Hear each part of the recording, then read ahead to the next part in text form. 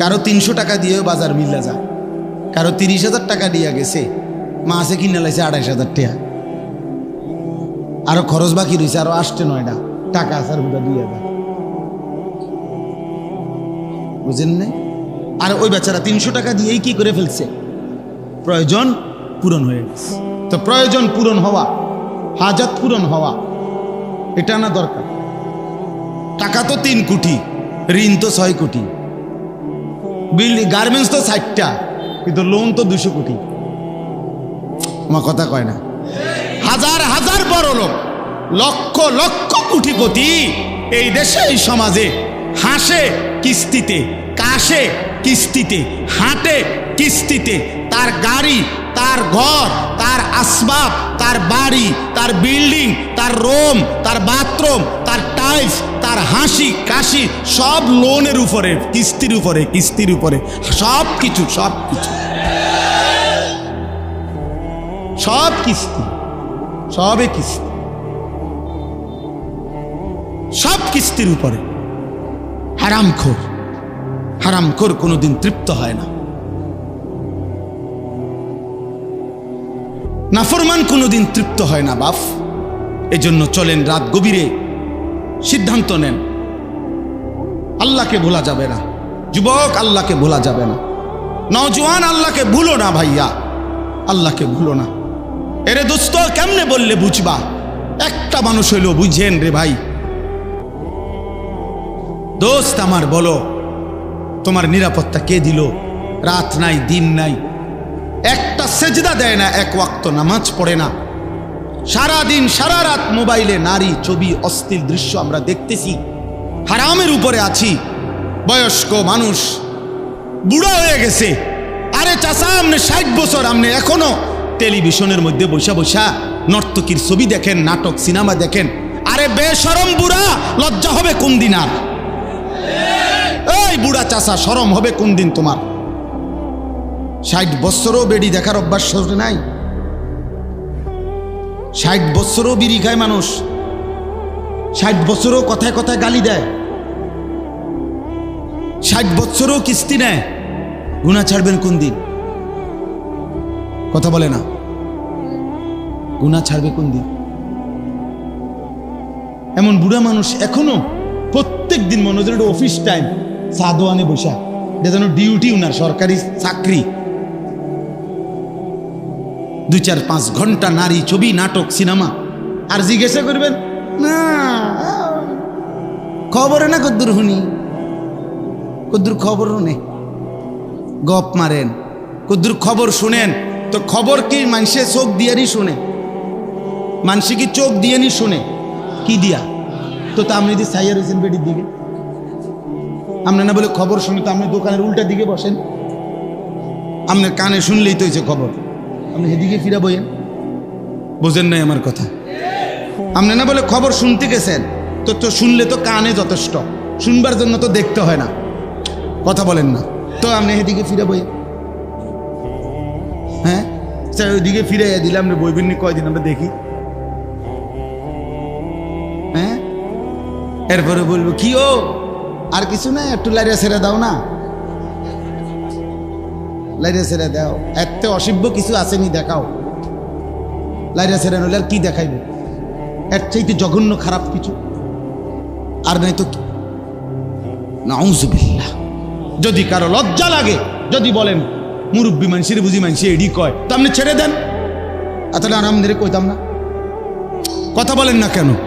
আর যদি বলেন আমি এটা করি না, তো আমি কি আপনাদের বলছি নাকি? তো আপনি চেতেন কা? কথা বলেন না কেন?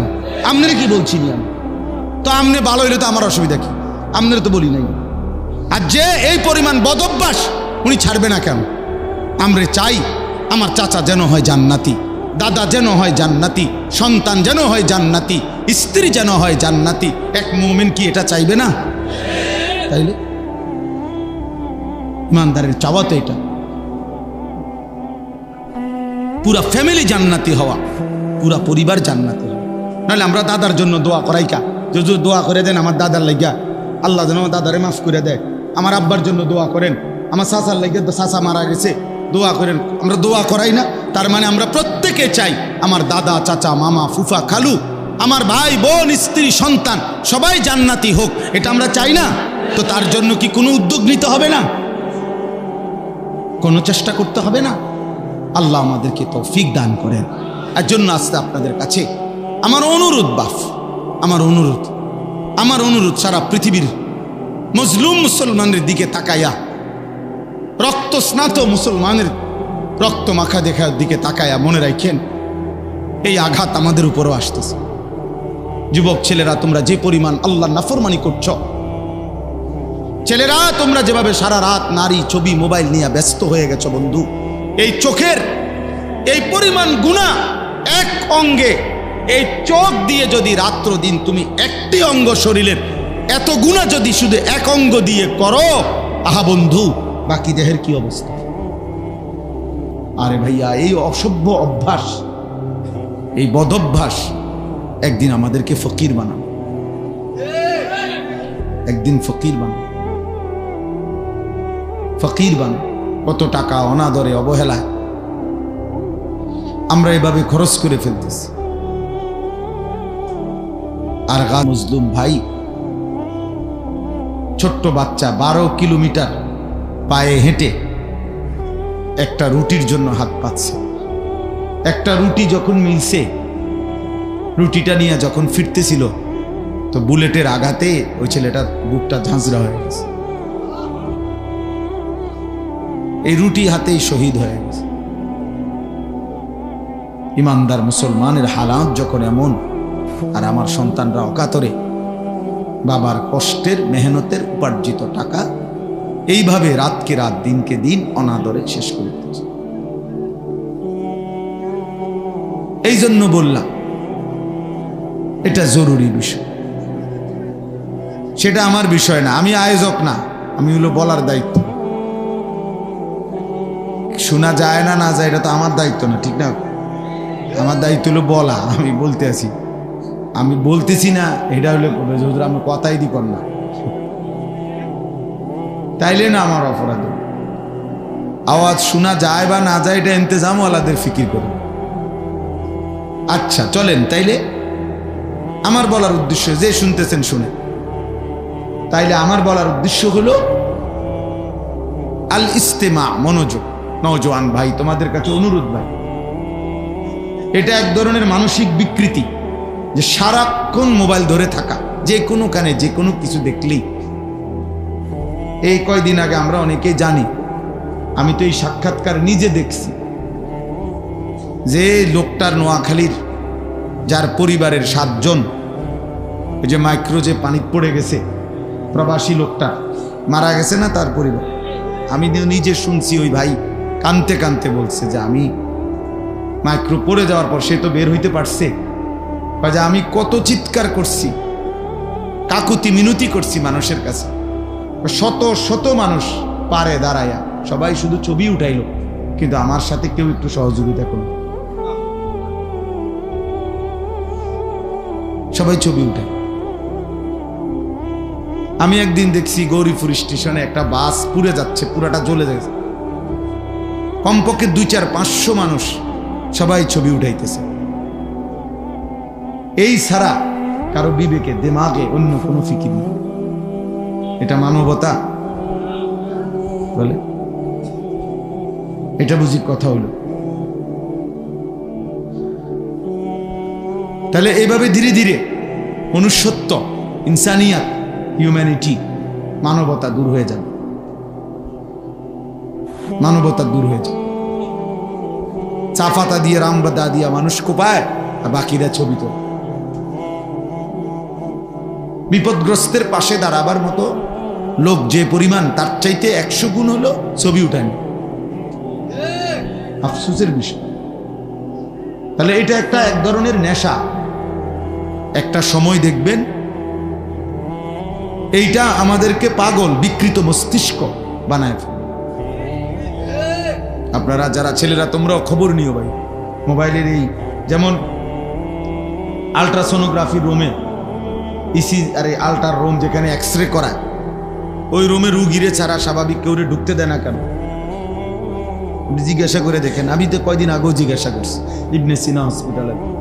অর্থাৎ এটার যে রশ্মিটা, আলোটা বিকিরণ হয় অত্যন্ত মারাত্মক। এটা অন্য লোকরা এখানে দাঁড়ায় থাকলে তাদের ক্ষতিকর। তাহলে সারা দিন রাত 24 ঘন্টা মোবাইলের এই স্ক্রিনের এই আলো সারাক্ষণ যে বিকিরণ হচ্ছে, নিশ্চিত দোস্ত চিকিৎসা বিজ্ঞানের দৃষ্টিতেও এটা ক্ষতিকর। শরীর স্বাস্থ্য, মেধা, বুদ্ধি বিবেকের জন্য এটা ক্ষতিকর। অসংখ্য ছেলে বর্তমানে এই মোবাইল প্রতিবন্ধী। মোবাইল প্রতিবন্ধী মানে কি, শুধু মোবাইল ছাড়া অন্যভাবে তাকে যদি এটার থেকে 1 ঘন্টা 1 মিনিট 1 ঘন্টা আলাদা করা হয় তো সে ছটফট করে, একরকম মনে হয় যেন সে মারা যাবে। তাহলে এটা মানসিক সমস্যা না? এটা প্রতিবন্ধী না? এক মাদ্রাসার উস্তাদ আমারে বলছেন, মোহতামিম সাহেব, কয় যে হুজুর ছাত্রর কাছে মোবাইল পাইছি, মাদ্রাসার ছাত্র, তারে যখন মোবাইলটা রাইখা দিছে জমা অফিসে, সে বিকালবেলা মোহতামিম সাহেবের কাছে এসে বলতেছে, হুজুর আমি দরকার হলে এই মাদ্রাসায় আর পড়বো না, আমার মোবাইলটা দিয়ে দিত। হ্যাঁ, হাসির বিষয় না। আরে দোস্ত, এটা মজাকের বিষয় না, এটা তার সাঁদের দেশের গল্প না, এটা ভাবার বিষয়।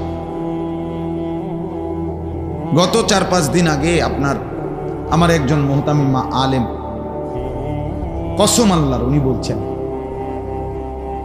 7 বছরের বাচ্চা ছেলে, মাদ্রাসার ছাত্র না, বাড়ির থেকে 1 সপ্তাহ বাড়ির থেকে আসছে তার বাবার সাথে।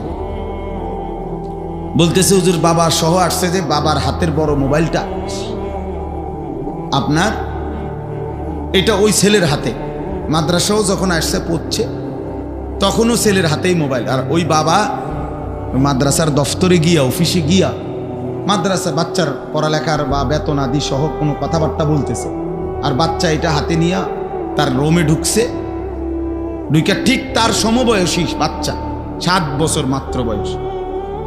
কসম আল্লাহ, ওই হুজুর বলতেছে আরেক ছেলে গিয়া হুজুরে জানাইছে যে হুজুর দেখা জানাইছে, এই ছেলে ওই ছেলেরে উলঙ্গ ছবি, নেকেট ছবি কোথায় দেখায় মোবাইলে, তার বাবার মোবাইল থেকে খুলে দেখায়, একেবারে বিবস্ত্র ছবি।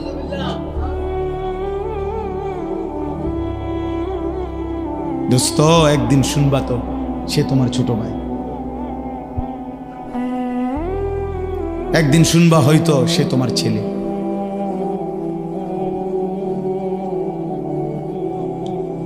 তখন বুঝবা অসভ্যতা আর মুসিবত কাকে বলে।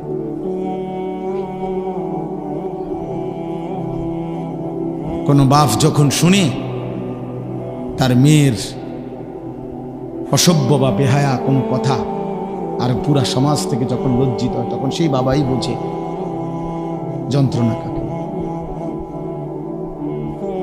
কোনো বাপ যখন দেখে তার ছেলে কোনো মেয়ে নিয়ে ভাইগা গেছে, অথবা কোনো মেয়ের সাথে অপকর্মে ধরা খাইছে, তখন সেই বাবাই বোঝে তার কলিজার মধ্যে কি ব্যথা। এখন তুমি বুঝবা কেমন এটা?